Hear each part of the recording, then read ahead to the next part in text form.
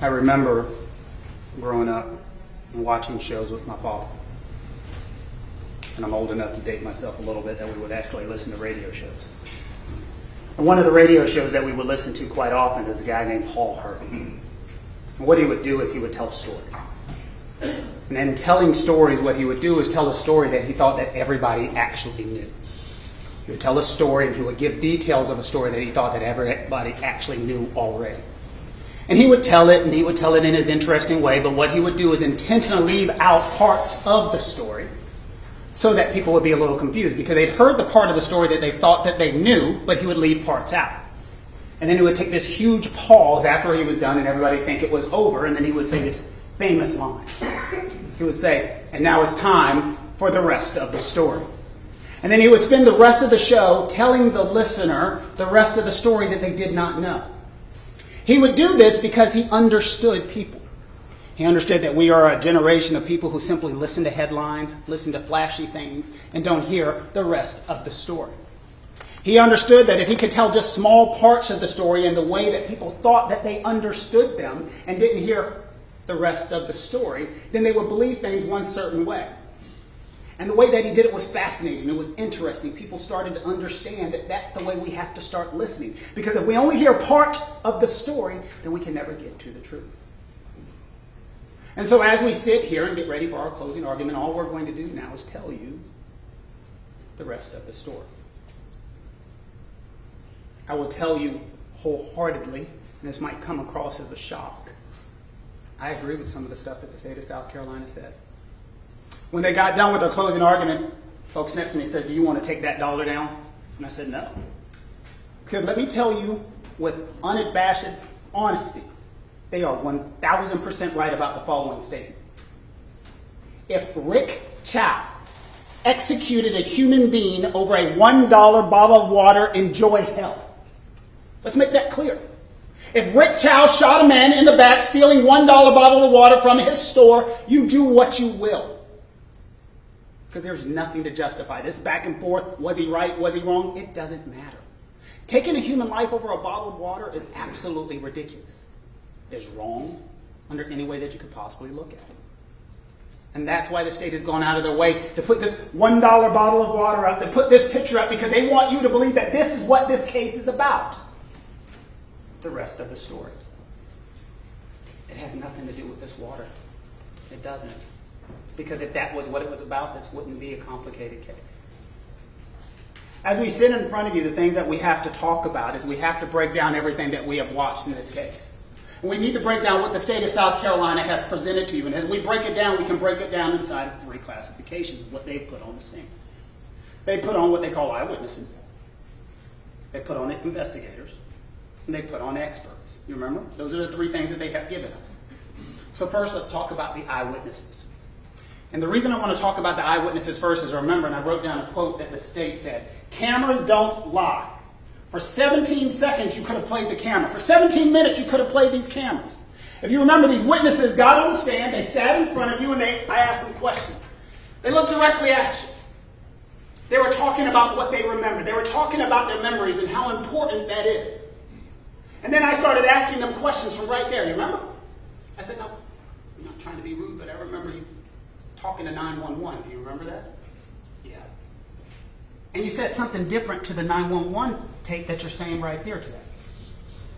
I asked another person, "Isn't it true that we don't interview witnesses together because they can get their stories together and their brains could get something that didn't really happen?" "Yeah." "And that's on video, correct?" Cameras don't lie. "And they called 911, and in the 911 call they said they didn't see anything, correct?" Cameras don't lie. "But don't you remember," and I asked one of the witnesses, "isn't it true that you told them something and they said that was completely impossible?" "Well, yeah." "And then they've met with you, they've talked to you, they've interviewed you and put you on the stand and you told something different." Cameras don't lie. So why are we sitting here and not watching those videos? Why didn't the state give you the 911 calls? Why didn't they give you the videos? Why didn't they give you the information? If cameras don't lie. The rest of the story. I talked to one of the investigators and officers as he took the stand. Remember, we asked him, What is important as an investigator? It's important to get the facts. It's important to get the information. It's important to get the evidence as close to the incident as possible. So we can do what? Remember the question I asked him? So we can give all the information to the jury. The rest of the story. Because what we don't want to do is subject and put our emotions in there, our personal beliefs, our subjective decisions. That's what's happened. The rest of the story. For some reason, the state of South Carolina doesn't want to give it to you. One of the witnesses took the stand, if you remember correctly. Detective English took the stand. You remember? One of the first ones they put on. And they put the videos up on all of these screens, all this technology that the state of South Carolina has. And they put up all of it. And one of the clips they put up was of Rick Chow's statement. You remember? And they played it, and it said, "My son saw, I didn't initially see my son that he had a gun, so when I looked at his hand," and then what did that officer do? He just walked away. We knew there was a second part of the video. Cameras don't lie. It would have taken how long was the quote? 17 seconds to play it. Cameras don't lie. And what was the next question from the state of South Carolina? Isn't it true he didn't tell you on that scene blank? Cameras don't lie. So we literally had to make sure you knew the rest of the story. And what did we do to tell you the rest of the story? We brought that other officer on to tell the rest of the story. And you remember, it went right together. The rest of that statement. "My son saw, I didn't see it initially. My son alerted me that he had a gun. So when I'm going to go talk to his son," that's when he walked away. And then the statement kept going. "Look at his hand. He actually had a handgun in his hand." The rest of the story. "He got up running, then my son yelled, 'He's got a gun.' So when I watched, there was a gun in his hand." That would be some important information for the state of South Carolina to tell you. But they needed to be about $1. They need to scare you. They need to make you afraid. They made you think the great Rick Chow, this evil human being over here, killed a man over $1. And that is disgusting. That is awful. That is abhorrent. But that's not what happened. The rest of the story. We don't want to tell you the rest of the story because if you hear it, then you get to make an intelligent decision, and we don't want you to make an intelligent decision. We don't want you to hear the 911 calls. We don't want you to watch the videos. We don't want you to hear what Rick said at that moment, at that time, without a lawyer, without anyone telling him what to say or do. We had to play those for you. The rest of the story. And as we get in there and we listen to this and we go through all of this information, it becomes incredibly important. We then had investigators take the stand. You remember the questions I asked of the investigators and why they were so important. The state of South Carolina, for you to make a decision, has come in front of you and said, "What witnesses on the stand? Guns aren't that bad. 14-year-old kids have guns all the time."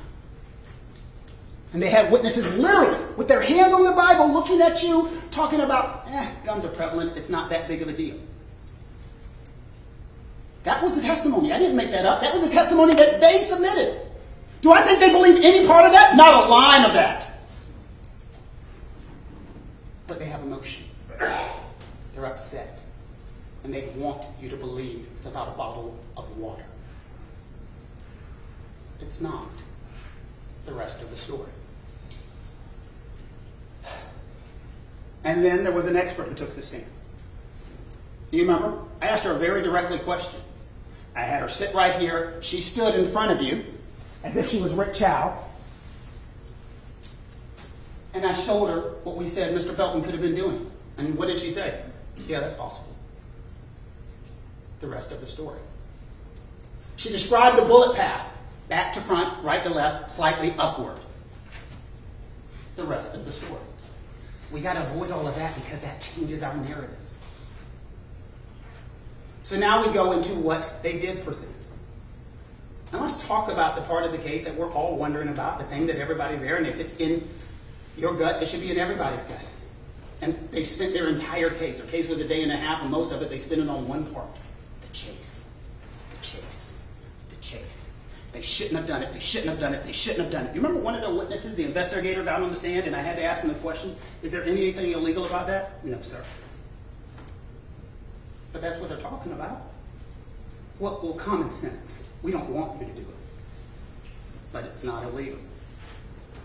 That's an important distinction to know. This is a store. The testimony was they've owned it for 11 years. Margins are small.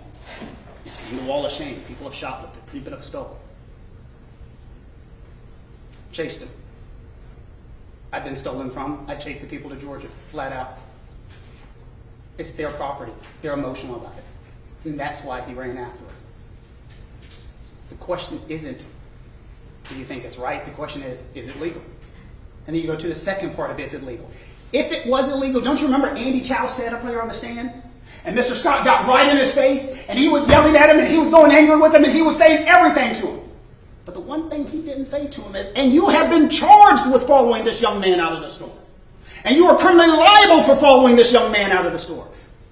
Because he's not. He's not liable. He's not criminally liable. He has not been charged.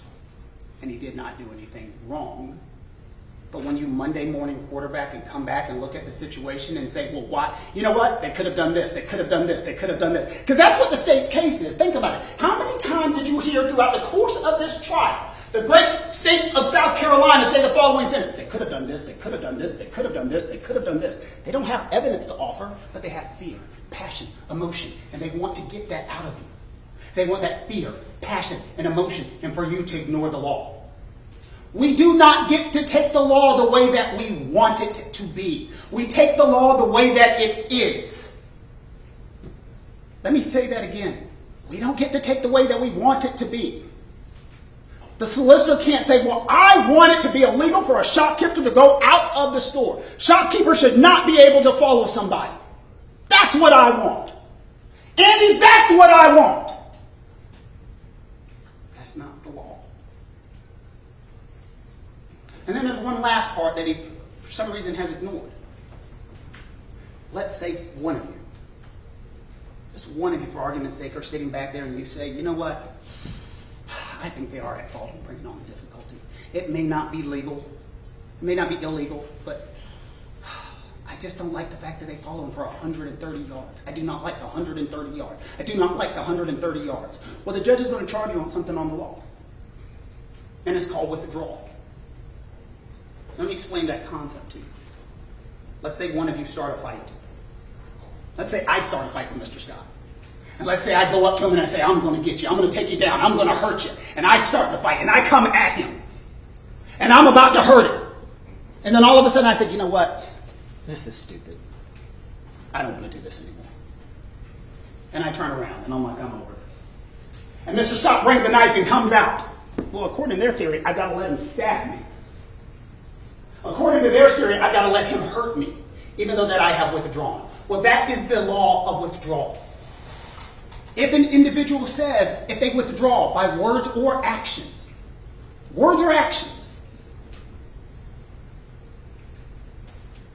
their right to self-defense is back on the line. The rest of the story. And don't take my word for it. The judge is going to instruct you on the law, and that's one of the things he's going to talk about. So when we talk about the chase, when we talk about why did they run out of the store, when we talk about they shouldn't have gone out of the store, as I've told you, you legally have a right. The officer, their own witnesses told you, they legally have a right. This officer with 25 years of experience, dealt with shoplifting, dealt with this, and says, we prefer you not, common sense. But then there's a last part of that wasn't on their little pretty board, the right to withdraw. When Andy Chow testified, when he told you what happened, he said, I was following him. I was running after him. He fell. When he got up, he had this gun. And then I went this way.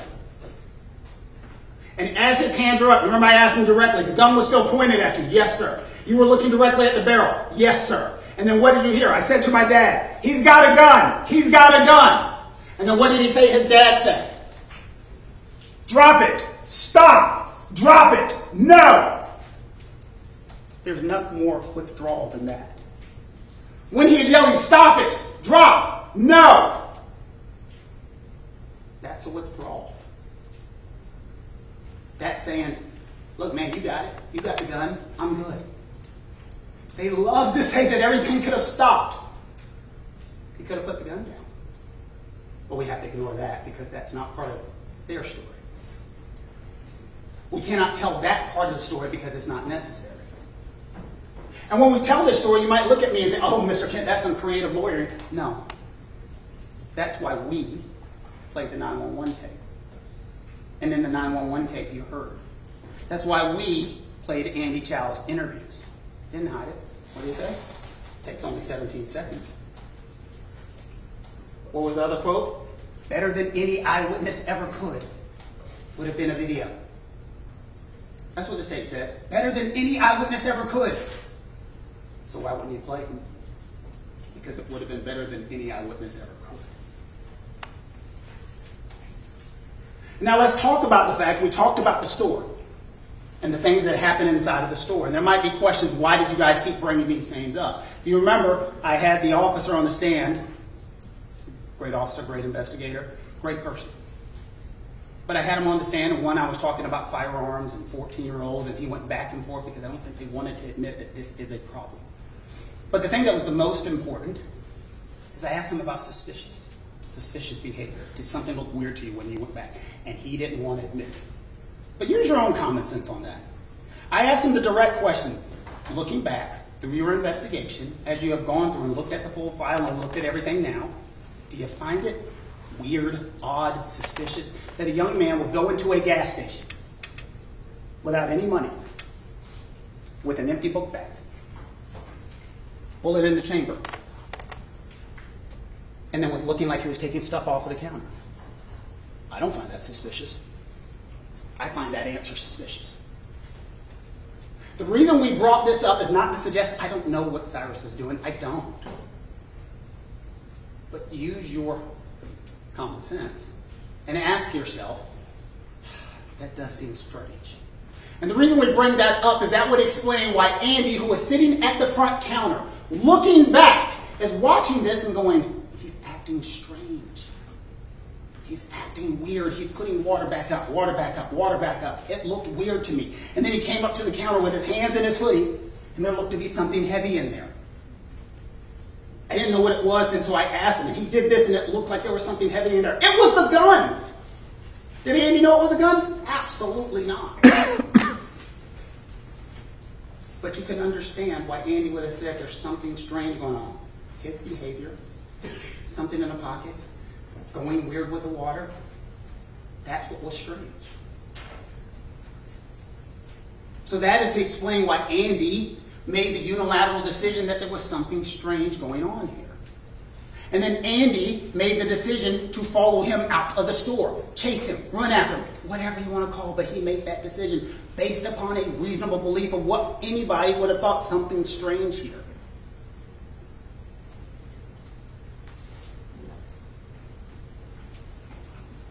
I asked the officer, again, about the suspicious behavior. That 24 hours, less than 24 hours before he came into the store, he posted this on his social media. Do you remember? I asked him about it. And not only was it this was a clip from a video in which he was pointing a gun at a screen with a laser and a flashing light on his Instagram story. You put all that together, you can explain that someone's behavior would have been a little strange. And he would have had that firearm with the light on it. It makes sense. And so that explains why Andy, and don't forget, when the officer was talking and asking questions and he went back to the back to look at that video surveillance that they keep talking about. Do you remember how many times? He's like, I had to look at it 2-3 times. I had to zoom in on it. He had the technology to see what was taken. Andy had one time. And from his vantage point, something was going on. And so he followed him out the store. He ran after the store, whatever you want to call it. The rest of the store. And then Andy testified that he threw stuff out of his pocket. You remember Mr. Scott said, you did not testify to that. I had to show 4 different times where Andy said he was throwing something out of his pockets. 4. And so he went after him. He followed him. He chased him. He's going after him the entire way. And they're right. He fell. He fell hard. And now they're saying, well, he would have naturally picked up his gun. That's why this is important.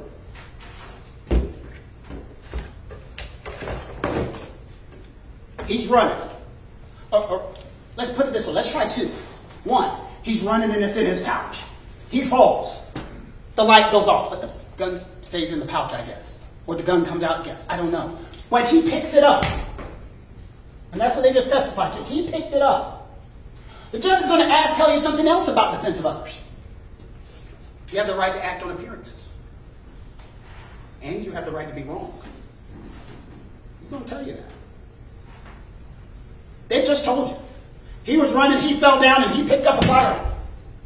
All this stuff, all this back and forth, he 100% from the state's mouth, he picked up that firearm.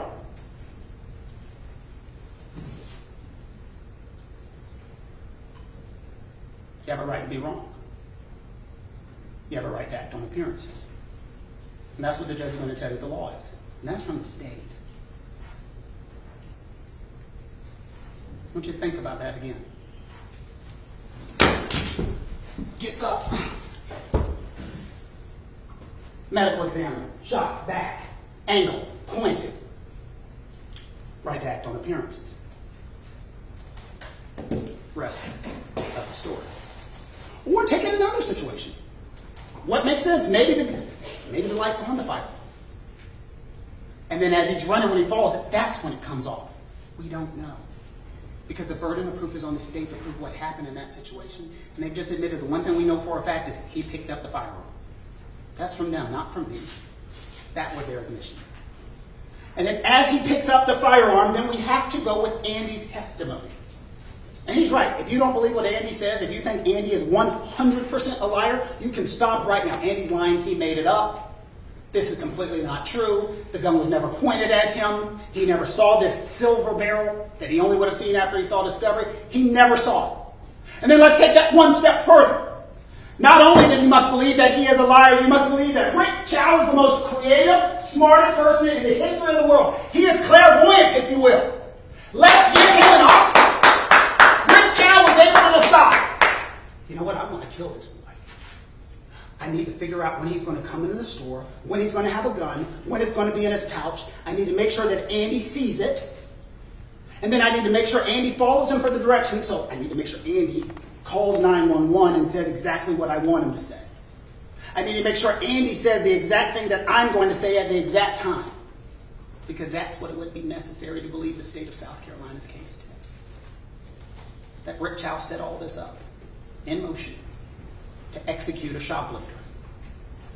The people he decides, needs, has to help him make a living. It doesn't make any sense. And if we take this one step further from the state's theory, Rick Chow is so pissed off, so damn angry about this shoplifter, hates him so much that he executes him. Why not shoot him when he gets out of the store? Gun's already on his hip. Why not walk out of the store? Shoplifter, $1, he stole, shot. Shoplifter, 10 yards, shot. Shoplifter, 20 yards, shot. 30, 40, 50, 60, 70, 80, 90, 100, 110. Why wait 130? Unless something changed. What changed was somebody pulling a gun and pointing it directly at his son. That's what changed.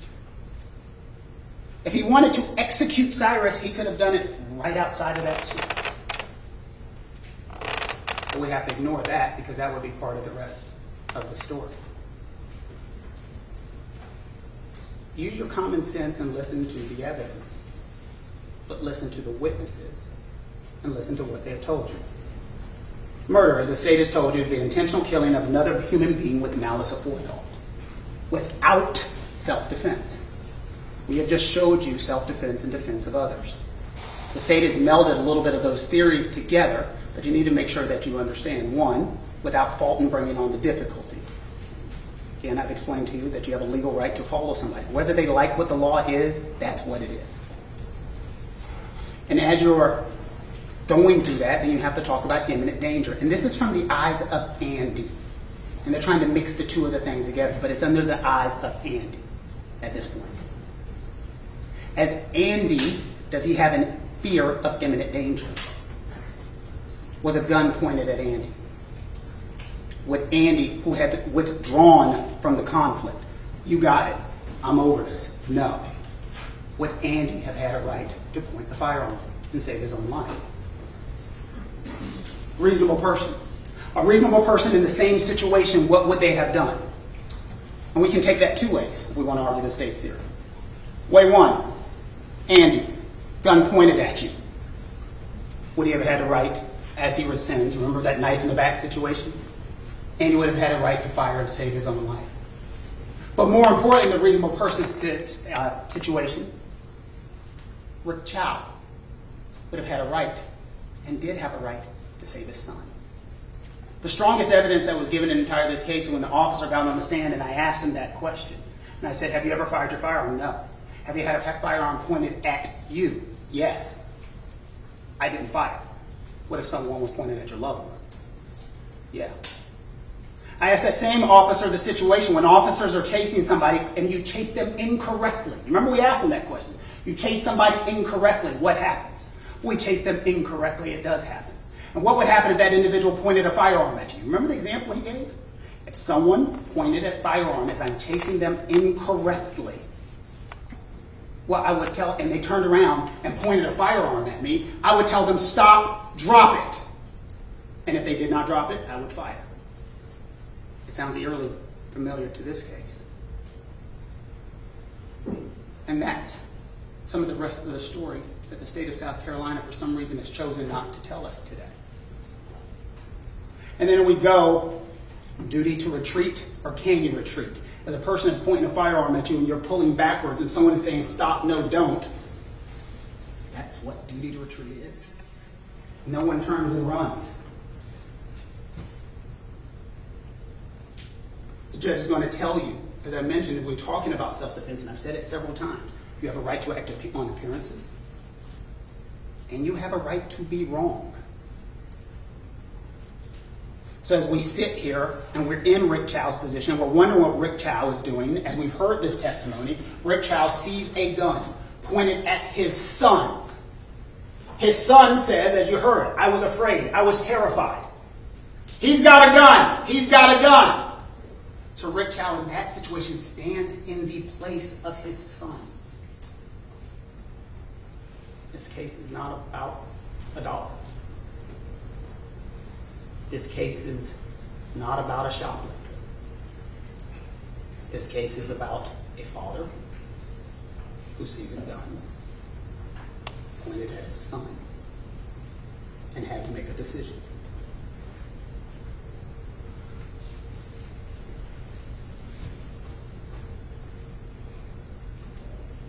I hate it. I do. I hate that a young man lost his life. I disagree with the state's theory on it's not that big of a deal that kids are going around with guns. I hate it. It is a problem. And it is a problem in this case. I hate that we have sat here and tried to make this about something that's not. I've listened to the state of South Carolina's opening statement talk about Cyrus's age, his future, and I understand all of that. I do. The one thing that does not know Cyrus's age is that gun. The gun doesn't know how old it is. When a gun is pointed at somebody, you have an option.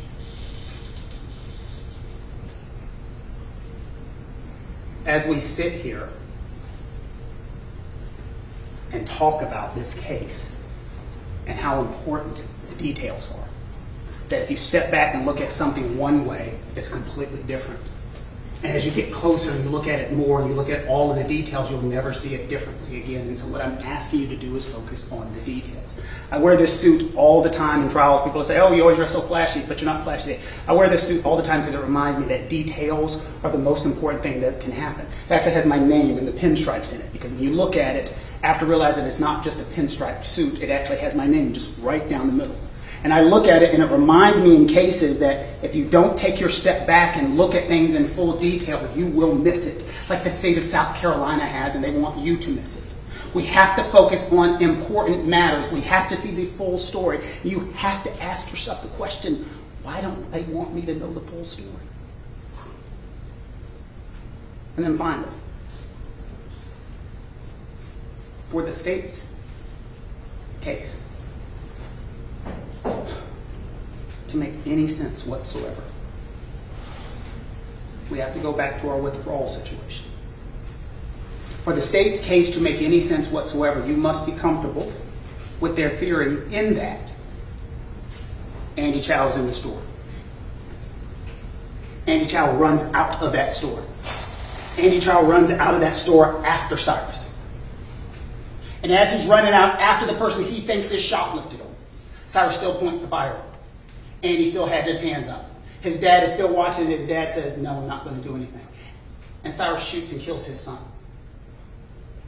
The state wants us to believe that that's legal, and that's okay. That storekeeper should let people take stuff out of their store, and if you follow them and you get killed, it's okay. It's not.